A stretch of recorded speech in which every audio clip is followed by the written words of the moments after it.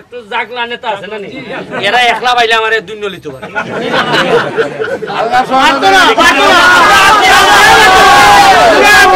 দেখবেন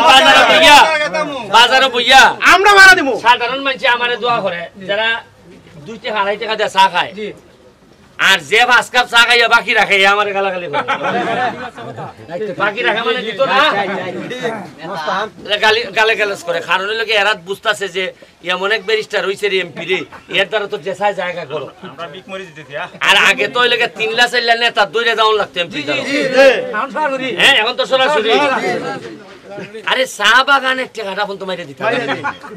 শ্রমিকের 5000 ভাই দুই যে পাইছো জুটি বেশি না ভাইলে না আমি সারা ওই 3 লই জায়গা আপনারা কিটা কইতে আমি গত বছর দিনের আগের দিন একটা লাশ আইছে দুবাই থেকে লাশের ওজন হইল গিয়া আছিল 24 দিরহাম কইরা প্রতি কেজি এর বাইত খবর পাঠাইছে এটা বলে 60 করে লাগবো এটা তো কমিশন 3-4 লাখ টাকা কইছিল লাগবো এরপর যাই বিভিন্ন সিস্টেমে আবার আমরা ফ্রি হই আনছি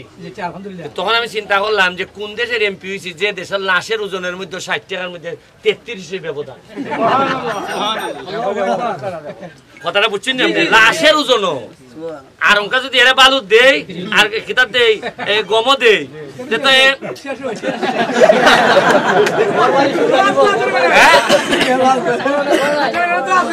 আমি যখন দেখি বরাদ্দটা যে দেই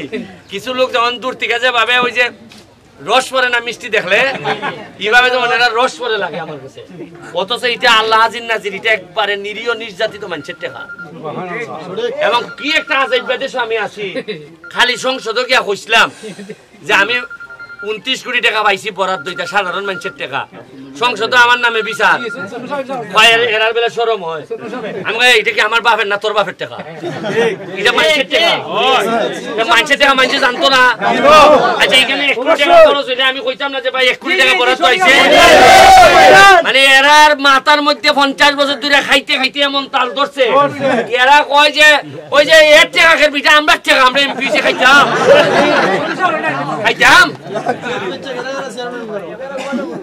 মানে এর বড় কইয়া রাখতেছি যদি বাচ্চা থাকি এই সোনারঘাট মাধবপুর থেকে মনে রাখবেন নতুন বাংলাদেশের ইতিহাস তৈরি ওই যে আমার সামনে যে ইয়াং ফুলাটাই না শুনলেনি দেখবেন এরা খেলা দিয়া দিব এই যে আমার সোনারঘাটের মাধবপুরের ইয়াং 17-18 বয়স যারা মনে রাখবেন এরা এক একটা মেসির মতো খেললে দিব যেভাবে রেডি করে তুলতাছি কারণ এরার মাথার মধ্যে ফইলে আমি ওরাই দিছি যে রাজনীতি মানে 2 নম্বরই না আজকে ছাত্রলীগের কমিটি হইছে আগে নিয়ম আছিল ছাত্রলীগের প্রেসিডেন্ট সেক্রেটারি হইলে পরে বাজারে বাজারে কি বড় ফুলের মালা লন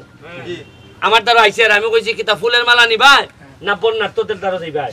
এরা কইছে না ভাই আমরা বন্যার্থদের দ্বারা যাইমু ওই দেখেন এরা টাকা লইয়া চান্দা উন্দা কইরা ওই আজকে ছাত্রলীগের ত্রাণ লিয়ে আইছে সভাপতি কই ওই দেন সভাপতি শিখে নাই উঠুন সাপ হ্যাঁ এই যে কোন মালা আছে এ ছাত্রলীগ করে এ বঙ্গবন্ধুর আদর্শের সৈনিক এর যেখানে মানুষের কষ্ট এখানে কে দাঁড়াইতো না বালুর ব্যবসা ভাত না দিত না এমনি গাছ কাটতো সারা বাংলাদেশে আমি কইয়া দিতেছি ওই সোনারঘাট ছাত্রলীগের নেতাদের মতো দেখাই দিব আমরা যে ছাত্রলীগ কিভাবে করতে হয়